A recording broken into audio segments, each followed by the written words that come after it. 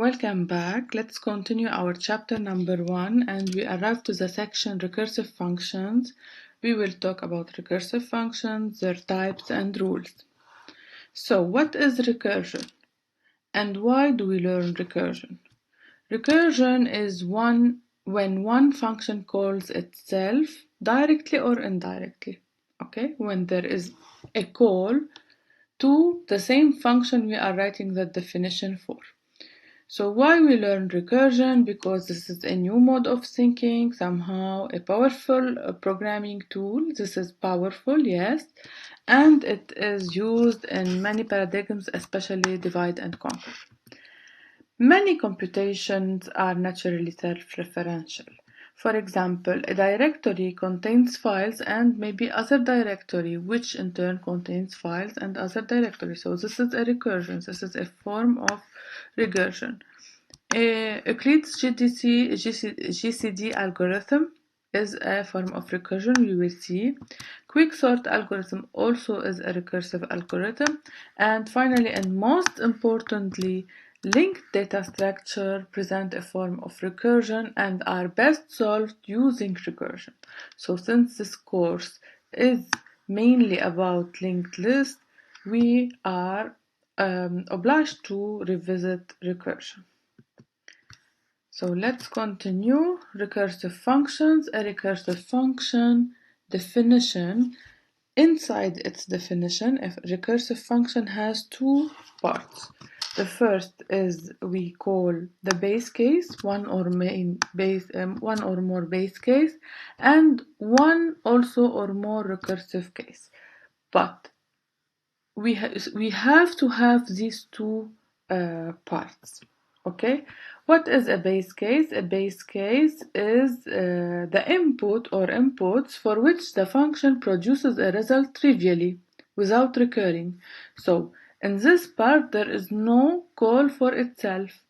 And what are the recursive cases? Obviously are the inputs or input for which the program recurs. What does it mean recurs? It means calls itself. Let's take the obvious example about recursion, which is factorial. Factorial function can be defined recursively by the equation factorial 0 is equal to 1 and, remark here and, because this is not enough, for all positive n's, factorial n is equal to n multiplied by factorial n minus 1. So, neither one equation by itself constitute a complete definition. We need both equations here, the first line and the second line, in order to have a complete definition of factorial. So the first line is the base case here. There is no call for a recursion. And the second line or the second equation is the recursive case. Because the base case breaks the chain of recursion, here we don't have recursion, it is sometimes also called terminating case. So we can call this base case, terminating case, trivial case, maybe stopping case, okay? And the other one is the recursive call. So let's write our first solution for the function factorial, in which we take these two equations into account. So we have first to include stdio.h, and then we have the int main, in which we return 0 as a must. And then we call, of course, we are going to write the function factorial, so we are going to call factorial, yes, factorial test. Inside factorial test, it is a void function, factorial test, and it takes void and returns void, in which we are going to test factorial. Let's see, for example, printf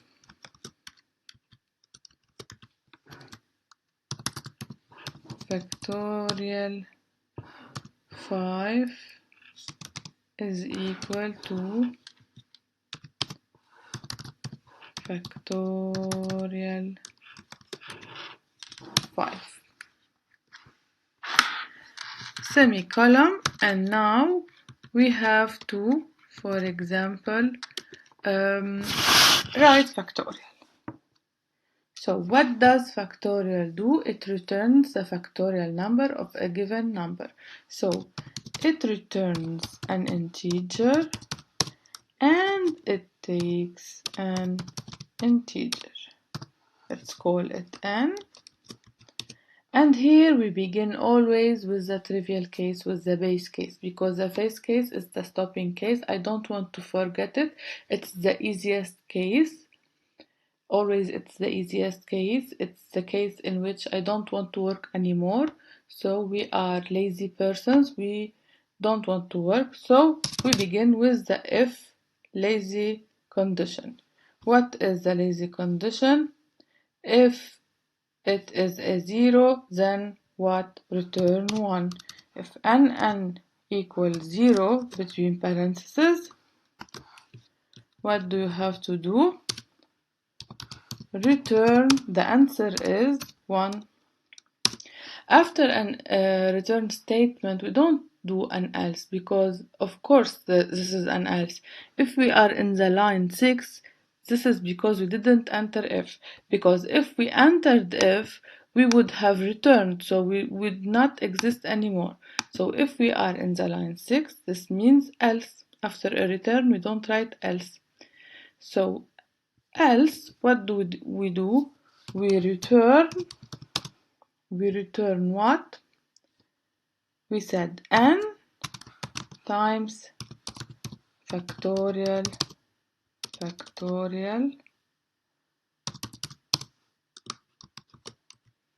n minus 1. Okay, and this is the same as if we write factorial n minus 1 times n. So I can do the times n before or after. This will not change anything. Anytime a compiler sees an expression, he would do the both operands before performing the multiplication. So before multiplying this part with this part, he will perform the parts of the expression.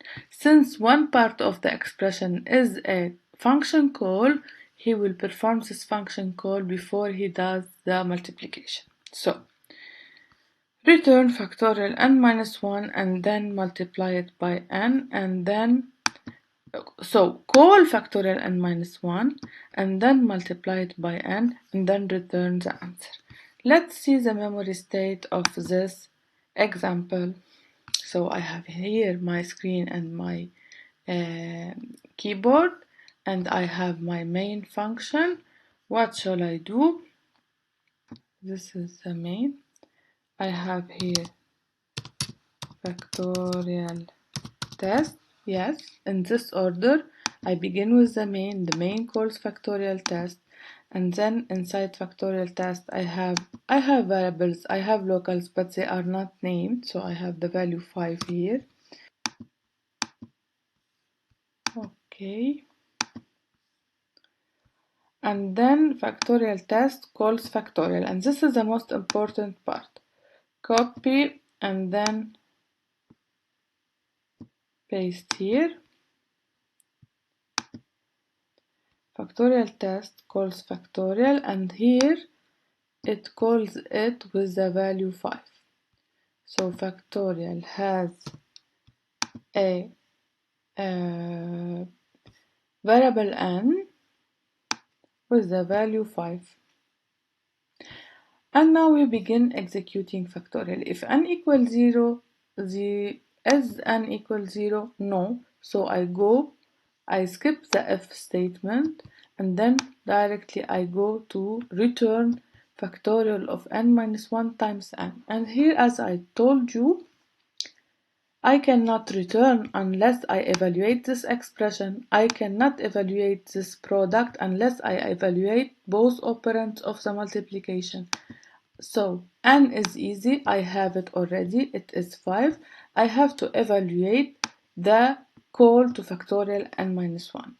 It doesn't mean anything that if I'm inside factorial. This is another call to factorial. So this is another memory space here.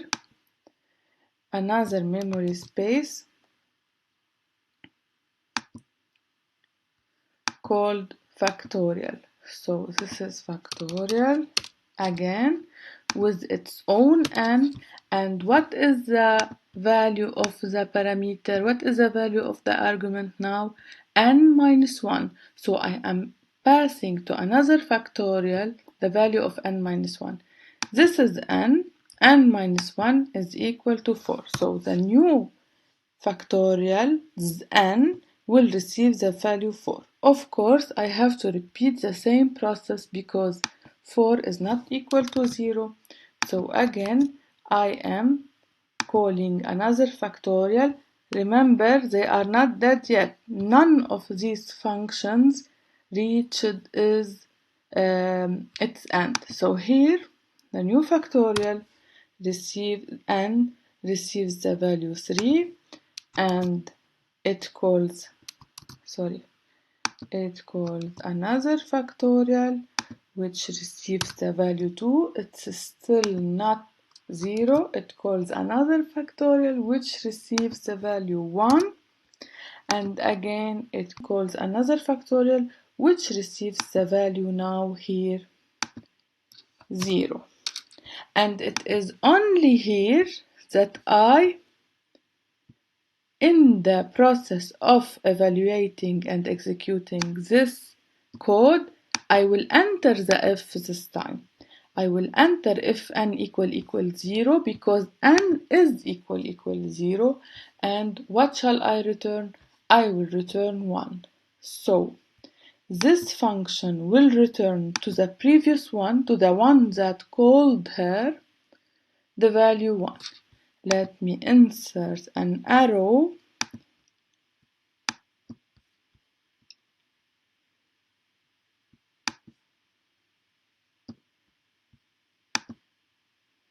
and I will put the value 1 here.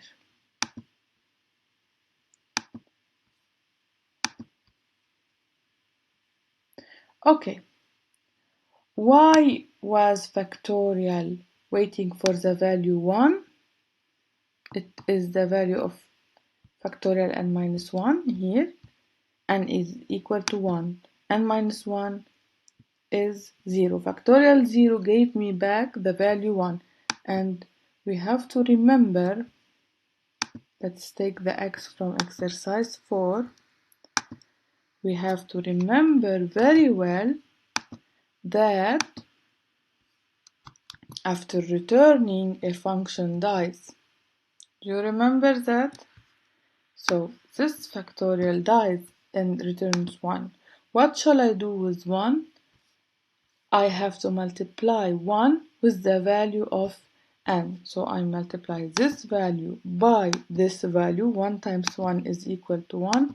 And I shall return the multiplication result into the previous function. 1 times 1 is equal to 1. So this is a returned value.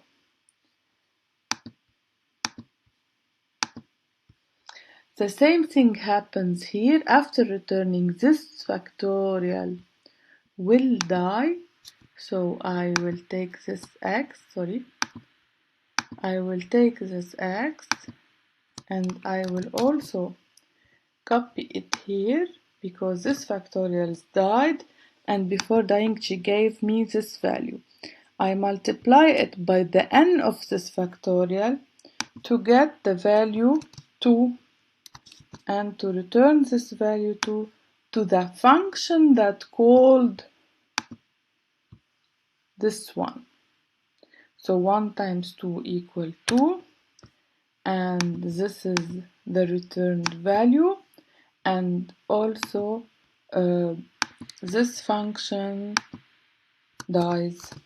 So I'm doing the unwinding here. I did the winding that goes from left to right in memory allocation. It can be from down to up, from up to down. This is a simulation of what happens in the memory, so this is not a big deal, but you have to do the order of the call. When every time a function returns, it disappears, so this is the unwinding, when a function returns a value.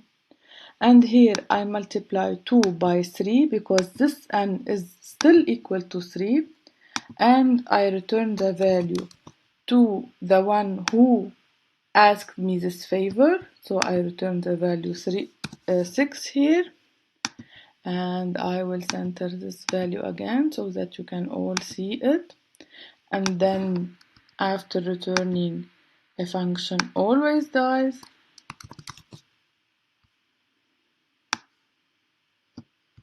And finally, this 6 is the first half of an expression where the second half is 4, and we have to multiply 6 times 4. So here, look, 6 times 4, I multiply them to get 24. This 24 value, I will write it here so that I don't forget what the compiler did. And then I don't forget to unwind, so to free the memory, because the operating system is now available to give it to another person who needs it. And then finally, factorial of 5 is still factorial test of 5 is still waiting for the value of factorial of 5. Factorial of 5 is not possible unless I calculated 24, and now I shall multiply the result given to me by factorial of 4 with the value 5, just like I did with all the functions that were called after that. I will give the result here. Okay, and 24 times 5, 25 times 5 equal 125. 24 times 5 is equal to 120. So I will put 120 here.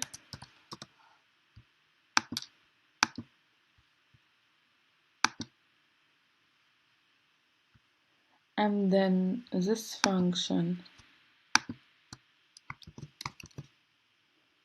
also dies, and then this function will take the value 120, and what shall it do? It shall print this on the screen. Factorial 5 is equal, let's see, factorial 5.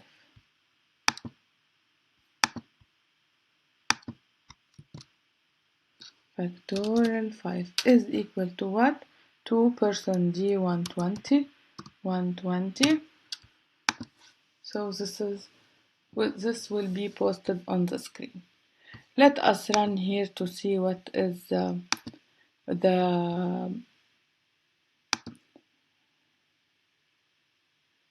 result. Is this true?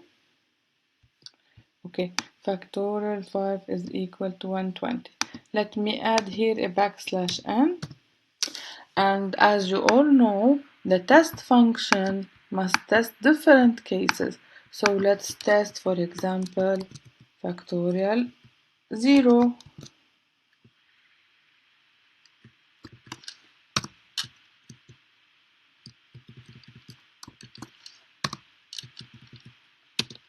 And factorial 4.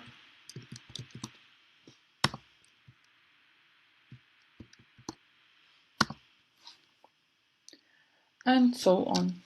So let's test this at least. And as you can see, it's good so far, so good. So after executing, I continue in the memory state. After executing, always I have to free the memory. Always. even main executes and frees the memory. So this is the unwinding. So let's get back to our presentation and see.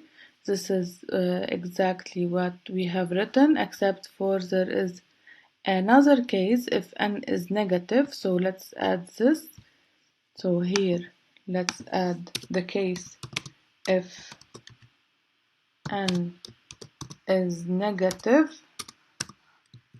We return what? We return a value to indicate that this is inappropriate. We don't have factorial for negative numbers.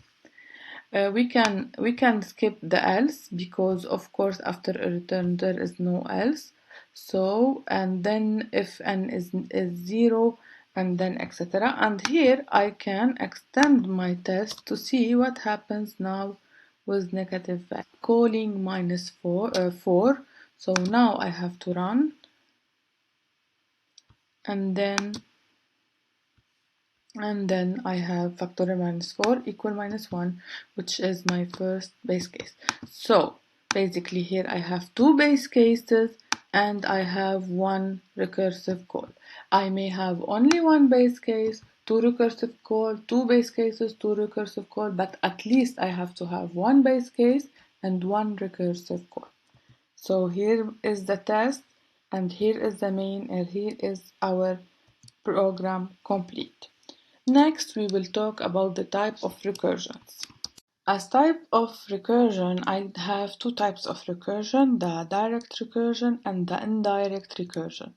As for the direct recursion, a function is said to be direct recursive if it calls itself directly. In opposite, a function is said to be indirect recursive if it calls another function and this new function calls the first calling function again, or a third function and the third is calling the first again. So in summary, there is an indirection like here, A calls B and then B calls A. Or it can be direct recursion, A calls A, just like the factorial example we saw in a moment. This is another example, Fibo.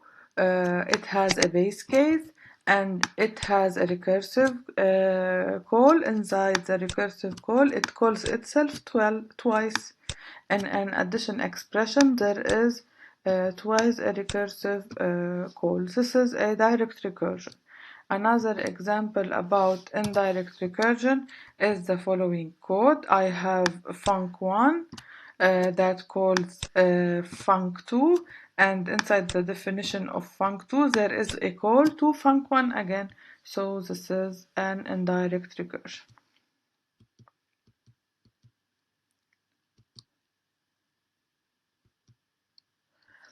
As we have talked before, quicksort is an algorithm that is also recursive. Let us see. Function quicksort, it takes an array and it sorts this array. If the length of the array is 1 or less than 1, is 1 or 0 of course, so the array is of course sorted, no need to sort it. If not, we continue in the algorithm. This is an algorithm, it isn't necessarily in C written, it is a method.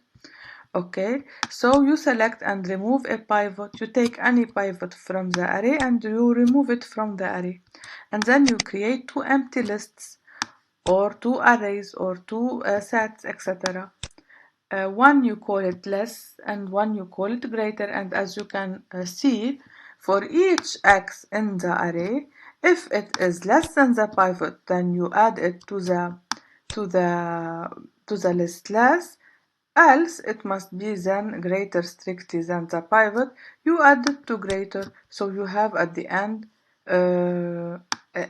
of the for loop all the elements of the array, either in less, either in a greater. So what you have to do now is you put less, you put greater, and you put the pivot between them. And what do you do with the less elements? You quicksort them. What do you do with the greater elements? You quick sort them. So this is a recursion, this is a recursive, this is a direct recursion here, and you can, I posted for you two hyperlinks in order for you to click and watch the animations. Another example is the greatest common divisor, GCD. What is a GCD? Is you have two numbers, for example P and Q, and you are going to find their GCD, which is the largest integer that evenly divides them. So it can divide P and it can divide Q in an integer division. Okay, suppose we have P is 32 and Q is 24. We always have Q less than P. If it's not the case, we can permutate them. And then integers that evenly divide both are, of course, 2, 1, of course, 4, and 8. Which is the largest one? Which is the greatest one? It is 8, so 8 is the GCD. How would you compute GCD? Just like factorial, there is a formula for GCD. It is GCD of PQ is the following. It is P if Q is null. And it is else, it is the GCD of Q. This time you put Q first. And what do you put in the second term? P modulo Q, otherwise.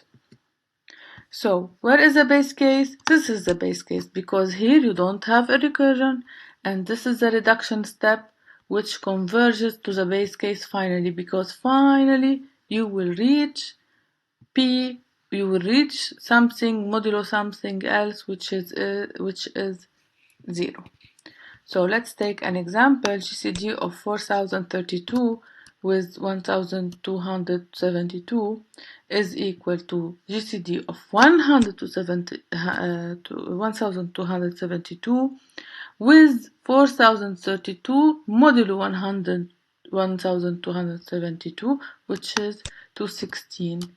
And it is equal by recursivity. Again, this is none of them is Q is not 0 here, the second term is not 0, so it is equal to 216 with 1272 modulo 216, which is 192.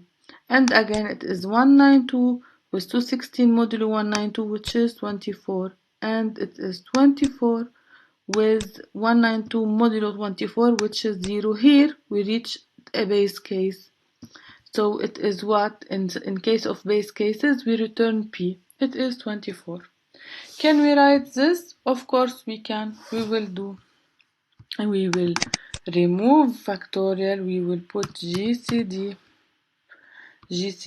of P, comma, int Q. We are correcting. If Q equal 0, return P, else return GCD of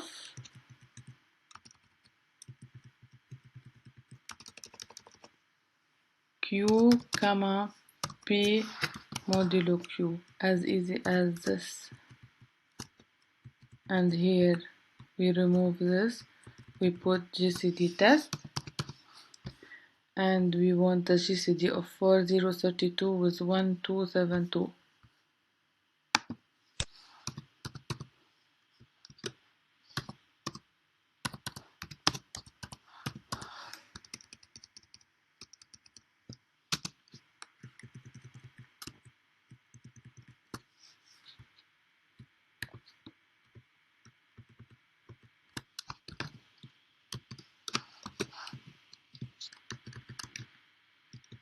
And here it is. Oh, I put another parenthesis. Why isn't he taking another parenthesis? And that's it. I removed the other. And here I have to call GCD instead of calling factorial. GCD test. This is all what I have to do, and then I have to run build failed. Why? Because I am expecting here something I didn't clean the old code carefully. So now build must succeed, and I have to have the value 24. Okay, another example. This is the explanation of the GCD of this example, and this is the function exactly. We copied from here and we pasted here.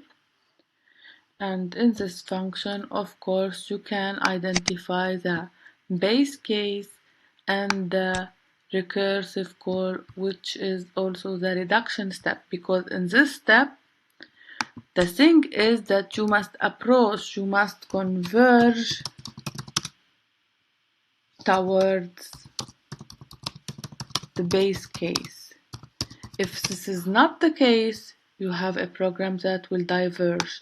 Just like the infinite loops, you have infinite number of calls that will not converge.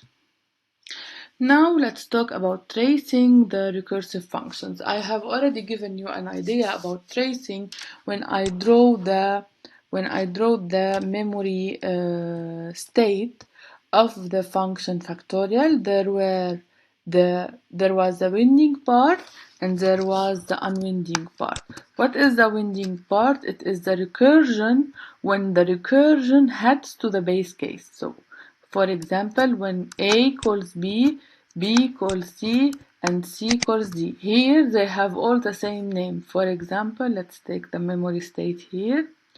You can see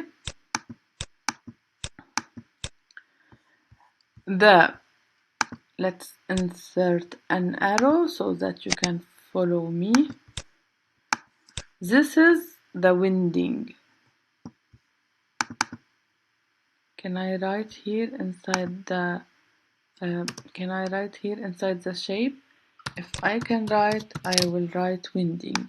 Okay, in this direction. When main calls factorial test, and then factorial test calls factorial, and then factorial calls the other factorial, and so on until I reach the factorial that has the base case that has the n equals 0. This is the winding. Okay, so what is the unwinding part? The unwinding part is the return back to the original call from the base case until the original call. So let me here insert another shape, but in this direction. I want you in the other direction, so I will have to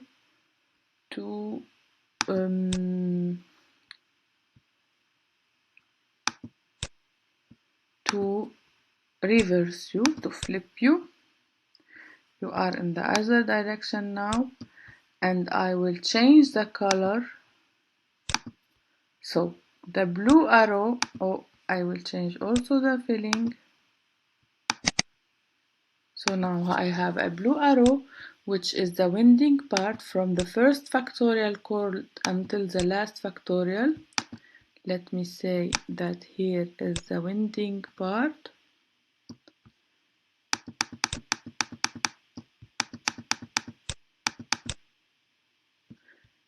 And enough.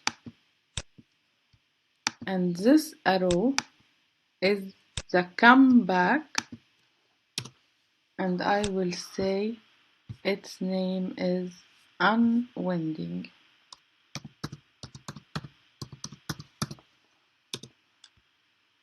And you have to have the font size 54 in order for my student to see you. Okay, so those are also terms that we are going to use in order to explain for you why tailed recursion is better than non-tailed recursion. You have to know when I say winding, what I mean by winding. Okay, so let's continue here and move to exercise 5. Write a C program to calculate the sum of numbers from 1 to n using recursion. Oh, but this is the same of as factorial if you can relate, but instead of multiplying n times n minus 1, it is adding n times n minus 1. So let us go here and do undo in order to have factorial. Maybe I can do undo, and here I will call it sum,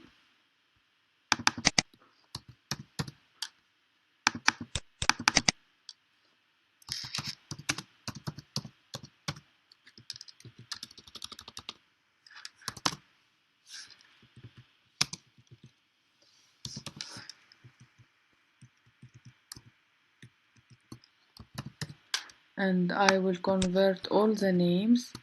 This will be sum test, this will call sum test, and this is also sum. And here I have to sum from 1 until n.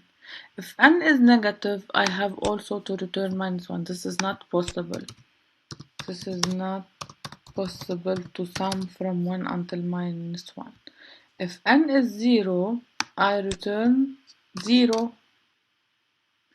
And if n, and here is the recursion, if n is not 0, so I will summate n minus 1, and this time plus n. Okay, so in the slides I have to expected output from 1 to 5, I have to have 15. Let us run here.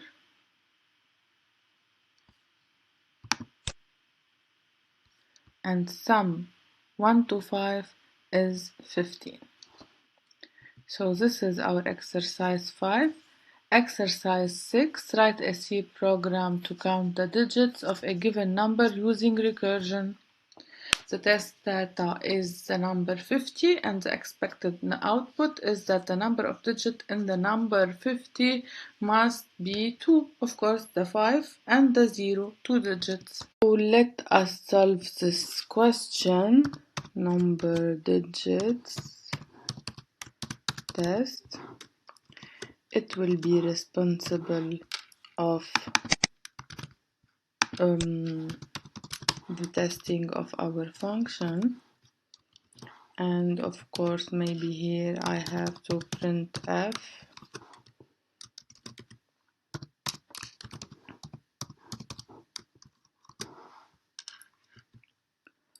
of a certain number, for example 50, equal a certain answer, which is the function called 250.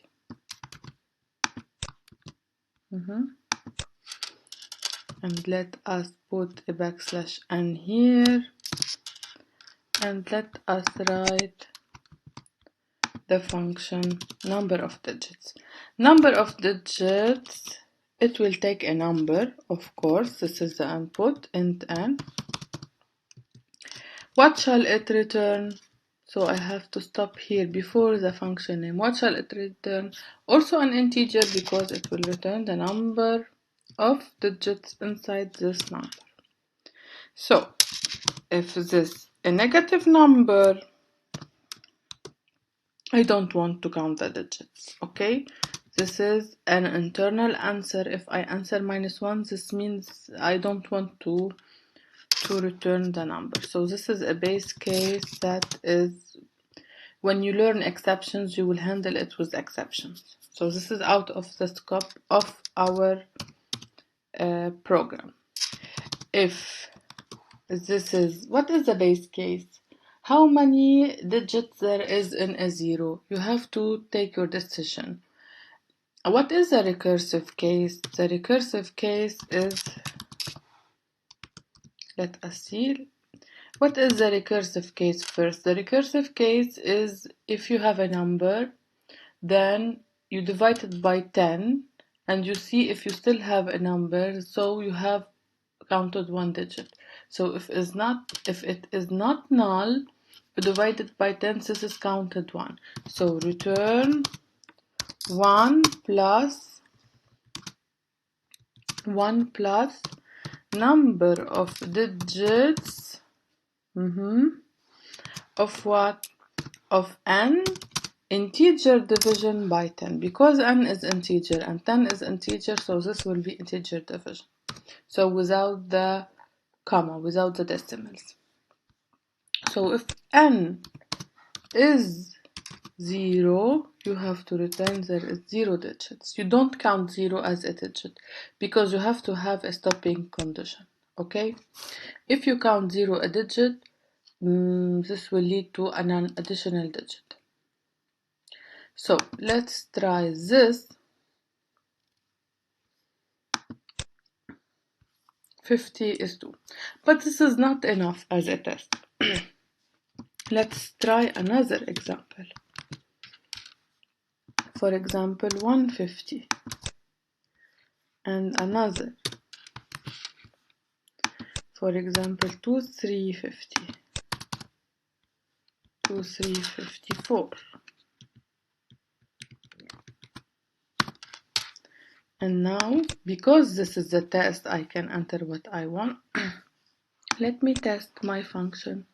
So in 50, I have 2 digits. In 150, I have 3 digits. In 234554, I have 4 digits, which in fact is a good answer. Why is this wrong? Some student 1 year wrote this function to me. Int number of digits, int n, and he used this magical word static.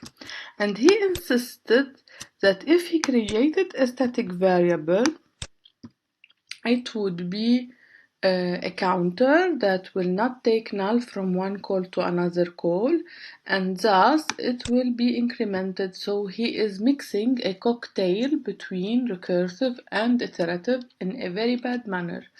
Why is this a bad manner? First of all, let me show you that this will not lead to a good answer. Let me show you with your eyes.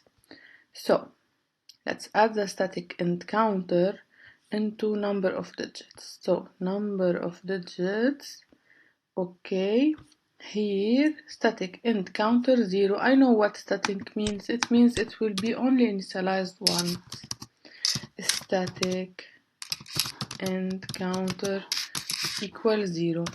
And he is saying if n is not equal to 0, counter plus plus, and then call number of digits to division by 10. And he is not returning anything because he has the answer in counter. If n became 0, he will return counter. So if n is less than or equal, he is saying is if n is not equal to 0,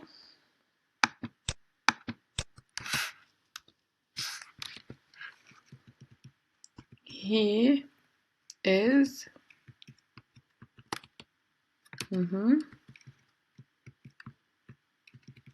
there is two things inside the if. The counter incrementation and number of digits, and then later he will return the counter. Do you really want to try? Let's try.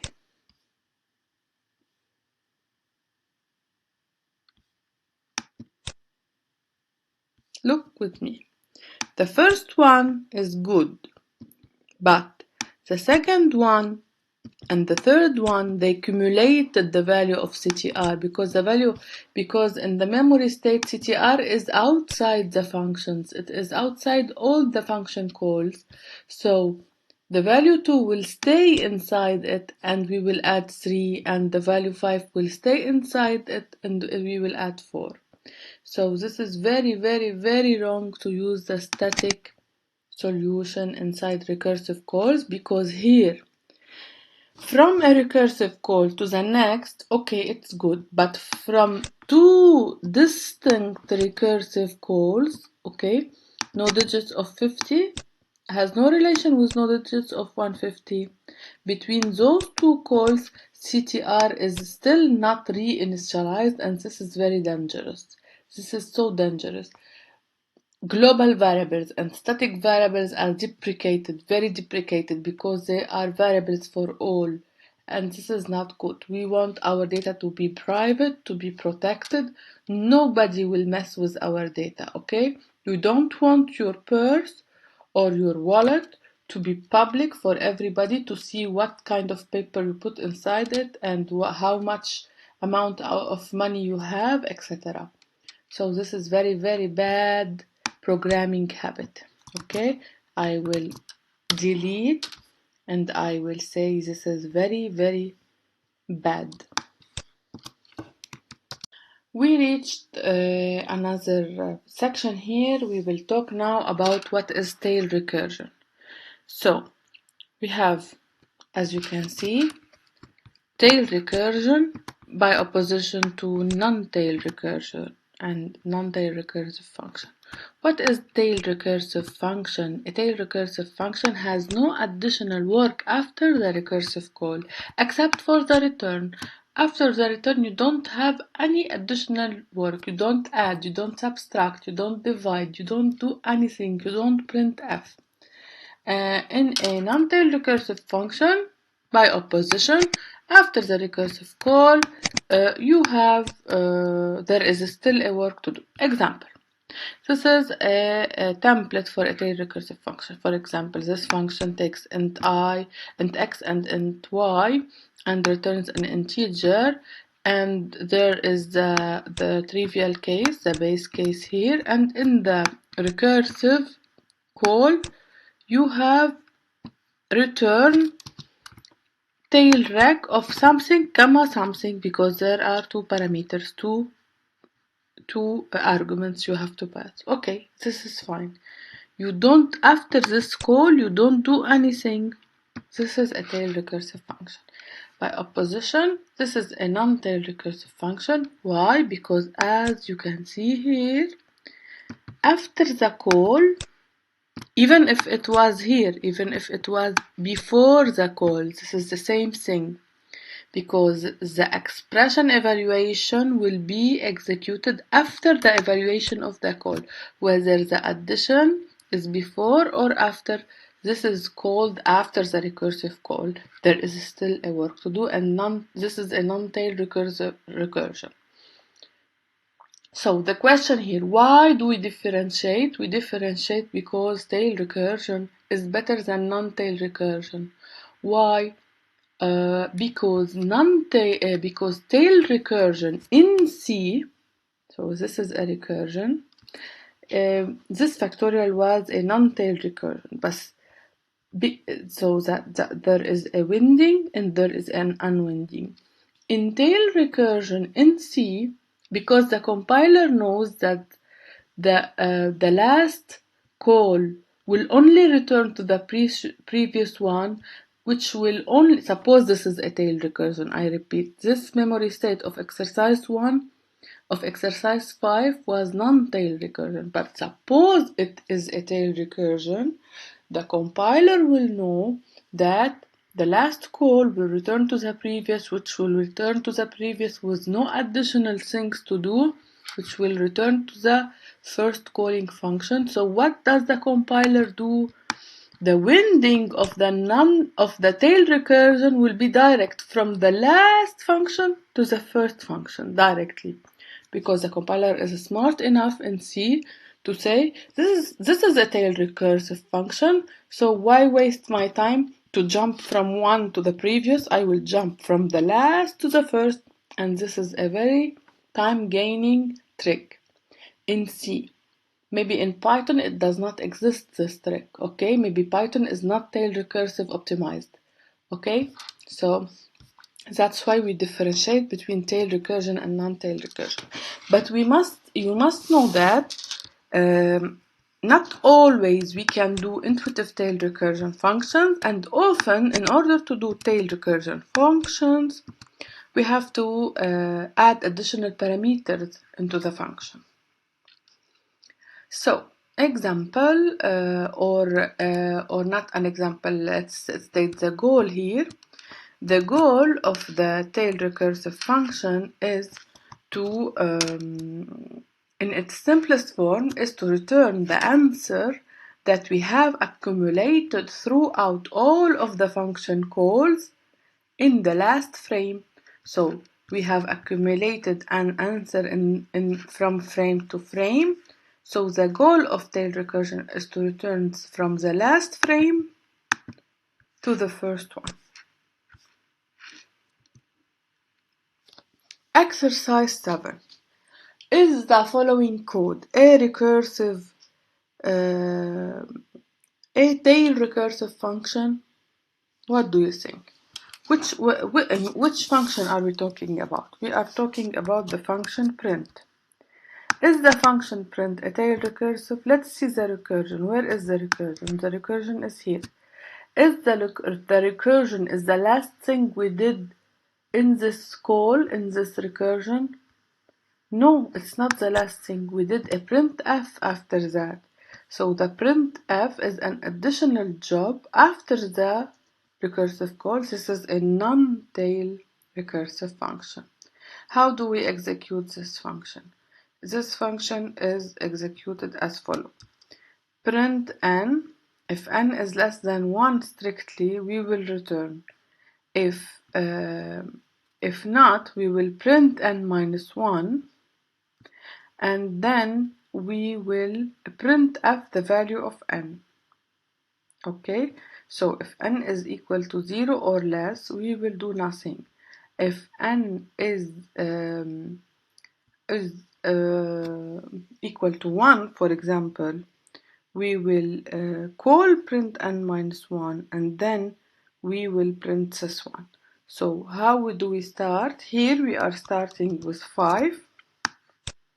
In order to print 5 is not less than 1, we will call print 4, and then we will print 5. In print 4, we will call print 3, and then we will print the number 4. So you will find yourself printing the number 5, the last thing, and not the first. Even if print 5 is called first, but you will print f5 after all the recursive code has executed, like this. Print 5 will call print 4, which will call print 3, which will call print 2, print 1, print 0, which is the base case. It will return, it will not print anything. It will return to print 1, which will print f1, and then return to print 2, which in turn now will print f2, etc., etc. So what will be printed on the screen? 1, 2, 3, 4, 5. Is this a tail recursive function? No. Exercise 8. Write a tail recursive function which produces the inverse output. I want to print 5, 4, 3, 2, 1.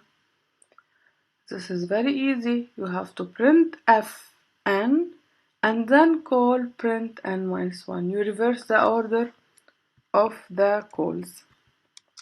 So what you have to do is to switch this call to be before this call in order to solve question 8 only. And it will become, just by magic, it will become a tail recursive, because when you switch the calls,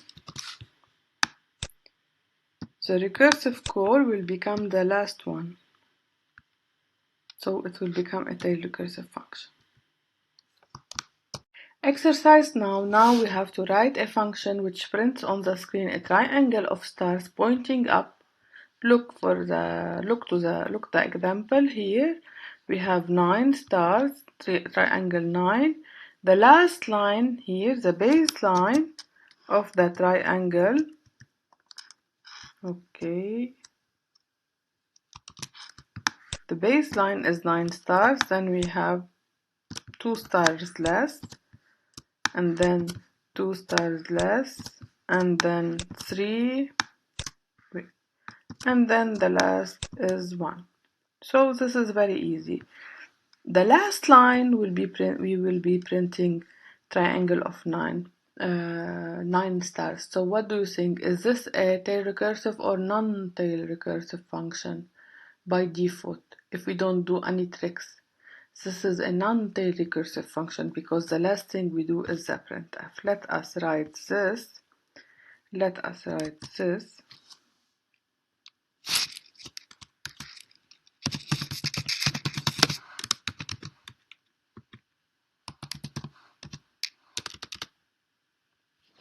stdio.h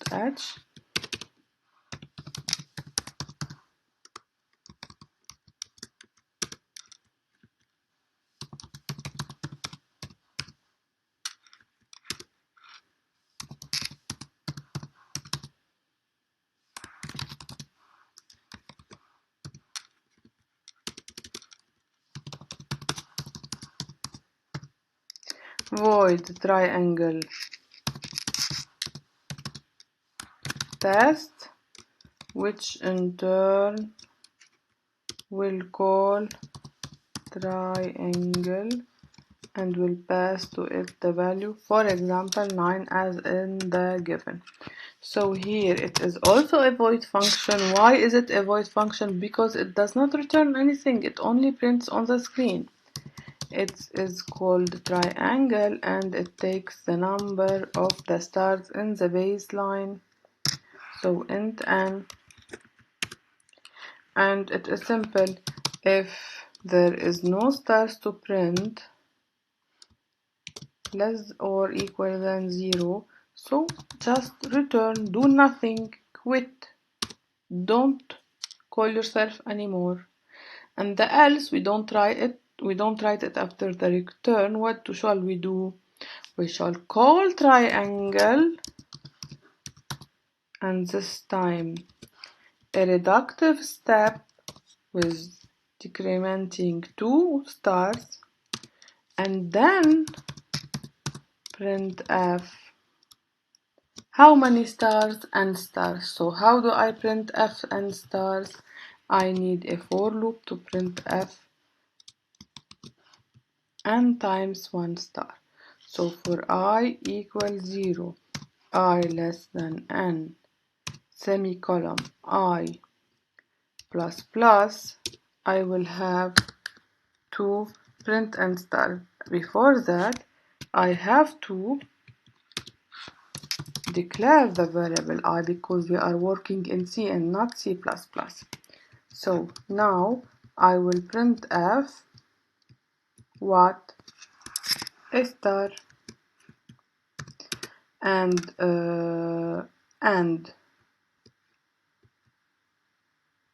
after that I will have to what? To print a new line. I'm thinking, why does the compiler didn't tabulate right? So let's discover together. Let's run this. Let's allow him to write, and we have our triangle.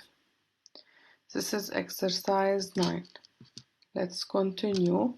This is a solution, exact same solution, and this is the recursive call, and this is some work after the recursive call, which means we don't have a tail recursive function. This is a non-tail recursive function. In the exercise 10, write a recursive function which prints on the screen a triangle of stars pointing down.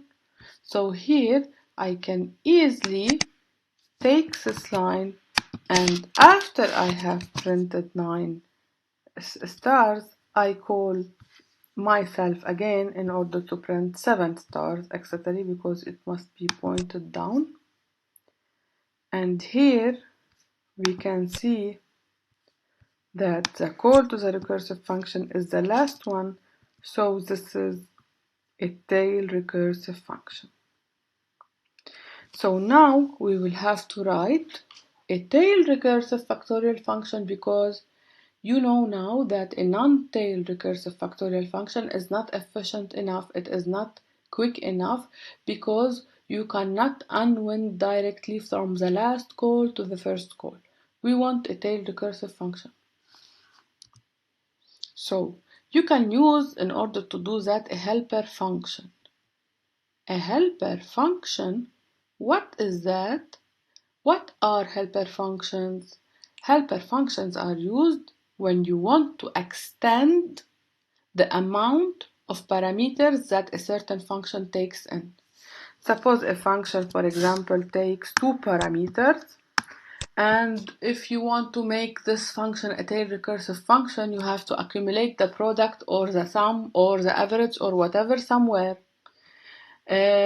So what are you doing in a non-tail recursive function is that you make this function return, and then after the return you do the additional work.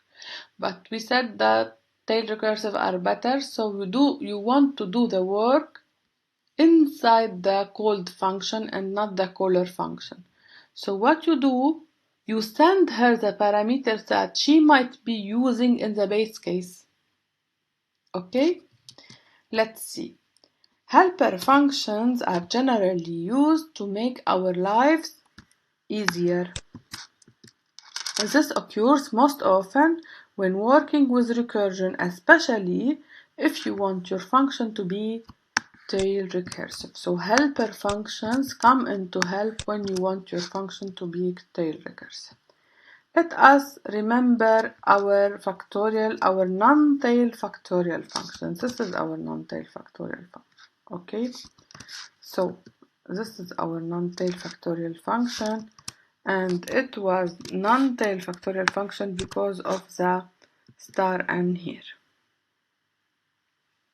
How can I make it a tail factorial function? I want to remove this operation from here. So what shall I do? We know that we can do this while only taking a single parameter. So if I keep only integer and I cannot do, so we look to create a helper function. How do I look to create a helper function? I have to copy paste this code. So I will quit the node. I will take it. Ctrl-O, copy. I go to the compiler and I'll paste it. So what do we do? What shall we do is that we don't have to do this work after the call returns. So we will pass this n for the call. How do I have to pass this n for the call? In fact, I will have to keep the factorial as taking one parameter, because the user who will call this factorial, for example, factorial test, is not aware of all this internal job. I will create another function which is called factorial helper. Factorial helper. Nobody knows about this factorial helper function unless me as a programmer. Its job is to help the factorial function in order to calculate the product internally. So the last call will be calculating the product. Here in factorial, all what I have to do is to return the value returned to me by factorial helper. And now I know that I have to call her passing n, and she needs a product. This product will be initialized not to 0 but to 1 as a neutral element. And here the factorial helper in fact will be itself the recursive function in fact. So we will say if n equal 0, what shall we return? Now we will return what is accumulated. We will not return 1 anymore. We will return the product that is accumulated, aggregated inside P. Else we will do two things. We will do P will be equal to P times n, and then we will pass P to factorial helper with the reduction step n minus 1. So we will call factorial helper n minus 1, we don't have types in the argument, we only have types in the parameter, and p. We can directly pass, instead of this line and the other, we can pass directly p times n and n minus 1 to factorial helper. And this is a function that returns something, so I have to return what does the recursive call returns. The recursive call will return if n equal 1 or even if n equal 0. It's the same thing, because at 0 we will return p, at 1 we will return 1 times p. So let us run in order to see factorial of 3.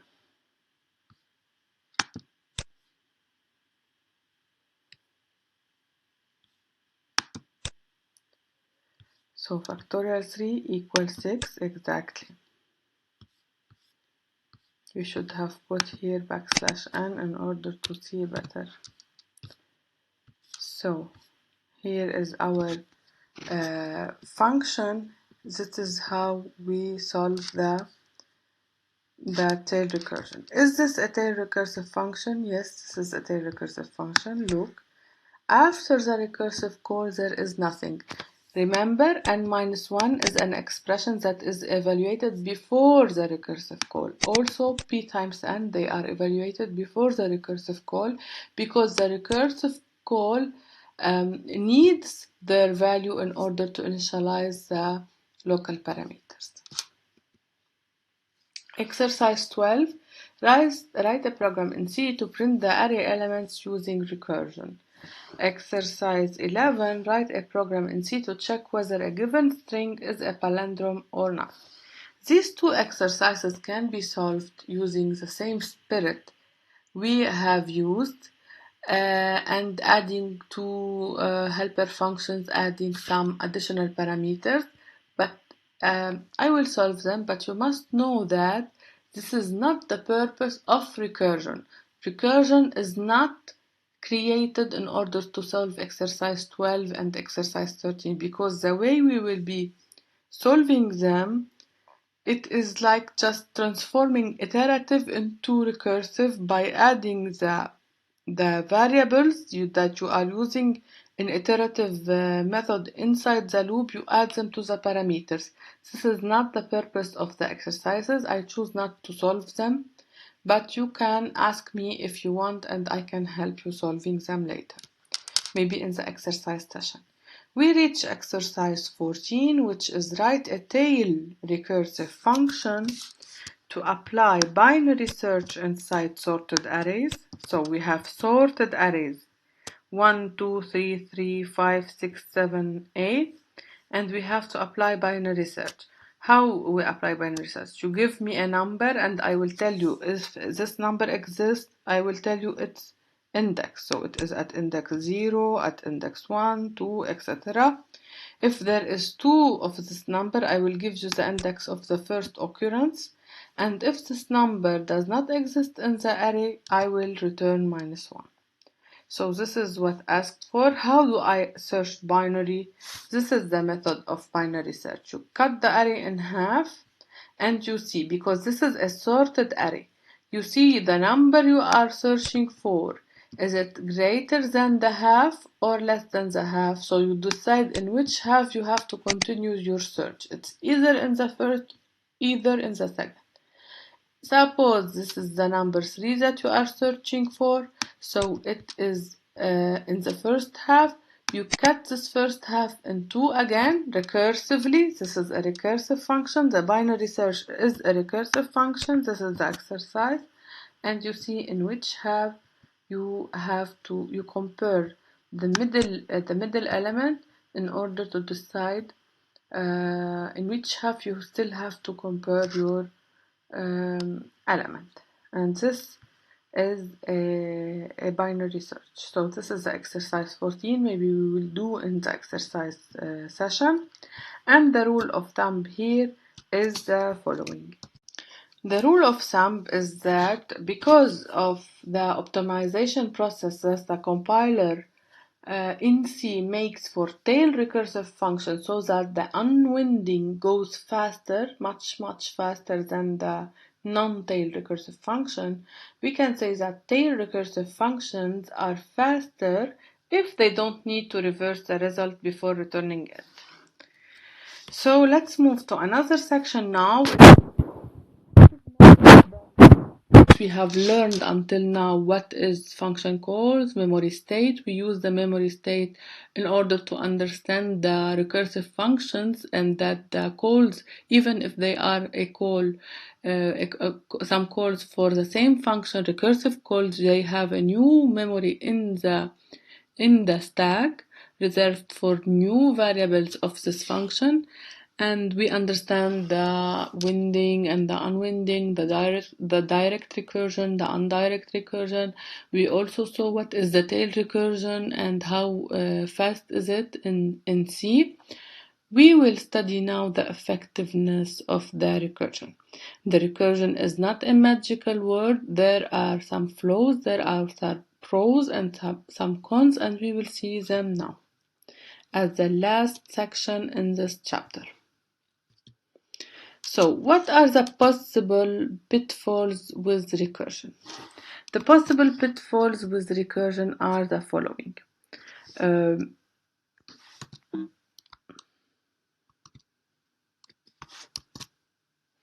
Recursion can potentially consume more memory than an equivalent iterative solution.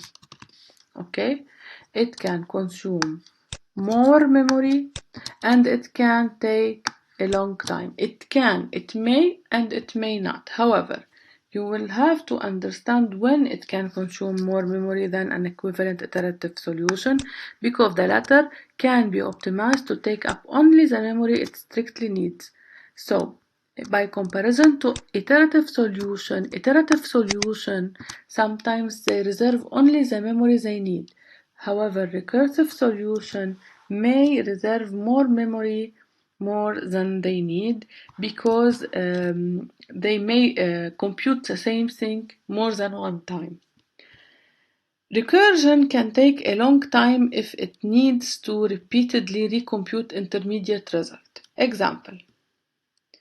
Our famous example is the Fibonacci numbers, because this is a very famous series proposed by Fibonacci, which is the series 0, 1, 1, 2, 3, 5, 8. How do we have this series? It is 0 plus 1 equal 1, 1 plus 1 equal 2, 1 plus 2 equals 3, 2 plus 3 equal 5, 3 plus 5 equal 8, and so on. So just like in the schema, this is a spiral that is being constructed. So what is the equation for Fibonacci numbers? It is Fn is equal to 0 if n is equal to 0. It is equal to 1 if n equal to 1. There are two base cases here, because the next recurrence will be the summation of the last two Fibonacci numbers. So f of n is equal to f of n minus 1 plus f of n minus 2. And this is a very bad example if you solve this recursion using this code.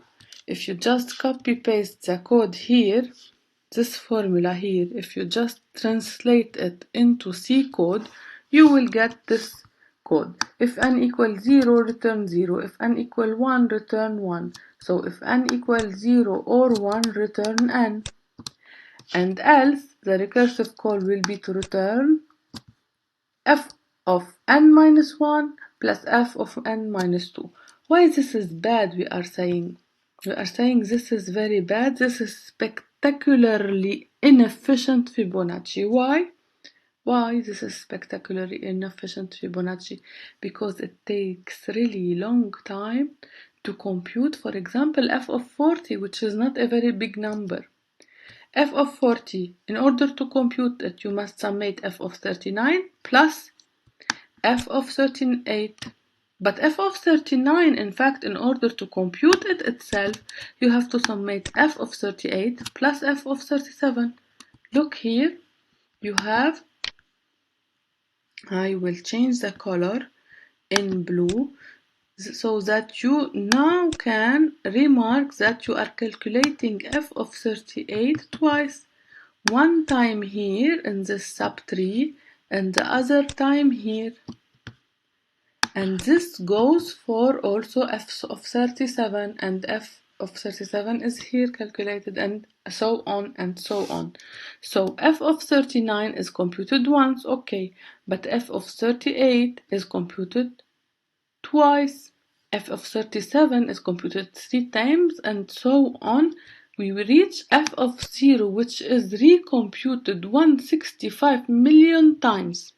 So there is redundancy in computation in this form of recursive function. So this recursive function, not just because it is recursive, we say it is magical, it is very bad. How do we explain this? This phenomenon is called overlapping cases. This case has been already calculated here. It would be more smart to take the previous value and to use it in order to calculate f of 39. Also, f of 37 was already calculated when we calculated f of 39. This is called overlapping cases, and there is a solution for overlapping cases. So the exercise 5 is you have to think. Can you write a better tail recursive Fibonacci function? We want a better tail recursive Fibonacci function. It will have to be a tail function, recursive function, a better one, better than computing the same thing 165 million times. So, to end this lecture and to end this chapter, and before we begin the exercises that we mentioned here, and we skipped some of them in order to solve them in the exercise session, what is recursion good for finally? We stated some of the pitfalls, the difficulties, etc. So is it good after all? Yes, it is good. It can reduce time complexity if you memorize the result to avoid overlapping. So not always you have overlapping, but in case you have overlapping, you can do something called memoization that will be explained in detail in the next course, in the next year's course, which is called advanced programming, I think, or something like that, computational programming. It is good because it adds clarity and reduces the time needed to write and debug a code if the input is small. And especially and mainly it is good because it is better at tree traversal. It is better at linked lists, which are sub kind of trees traversal, and this course is about them. So this is why recursion is good, and this is the end of our lecture for today. See you next time.